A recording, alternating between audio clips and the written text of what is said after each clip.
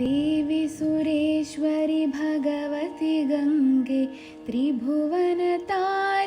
तरलतरंगे शंकरमौळि विहारिणि विमले मम मतिरास्तां तव पदकमले भागीरथि सुखदायिनि माता स्तव जलमहिमा निगमे ख्यातः नाहं जाने तव महिमानं पाहि कृपामयि मामज्ञानम्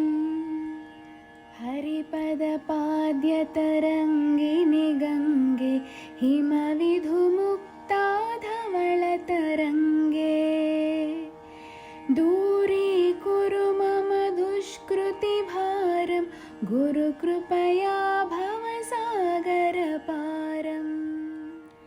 तव जलममलं येन निपीतं परमपदं खलु तेन गृहीतम्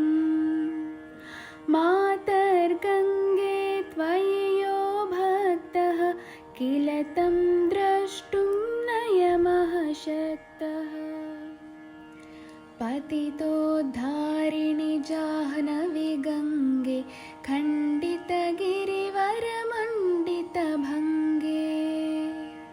भीष्मजननि हे मुनिवरकन्ये पतितनिवारिणि त्रिभुवनधन्ये कल्पलतामितफलतां लोके प्रणमति यस्त्वां न पतति शोके पारावारविहारिणि गङ्गे विमुखयुवति कृततरलापाङ्गे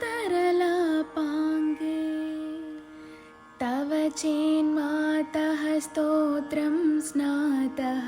पुनरपि जठरे सोऽपि न जातः नरकनिवारिणि जाह्नवी गङ्गे कलुषविनाशिनि महिमोत्तुङ्गे पुनरसदङ्गे पुण्यतरङ्गे जय जय जाह्नवी करुणापाङ्गे इन्द्रमकुटमणिराजितचरणे सुखदे शुभदे भृत्यशरण्ये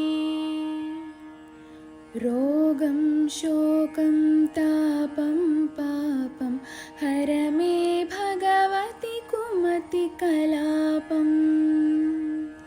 त्रिभुवनसारे वसुधाहारे त्वमसि गतिर्मम खलु संसारे अलकानन्दे परमानन्दे कुरु करुणामयि कातरवन्द्ये तव ततनिकटे यस्य निवासः खलु वैकुण्ठे तस्य निवासः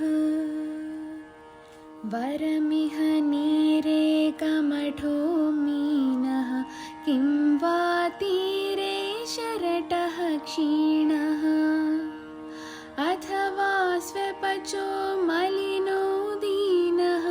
स्तवन हि दूरे नृपतिकुलीनः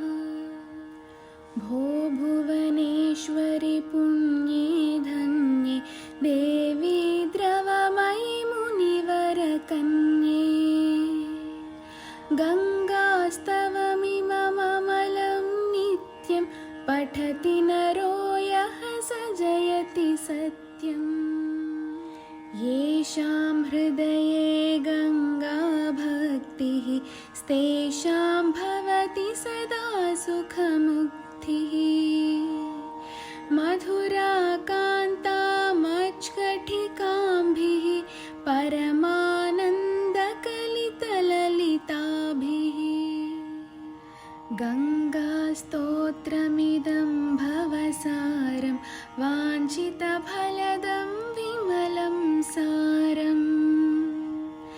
शङ्करसेवकशङ्कररचितं पठति सुखी स्तव इति च समाप्तः।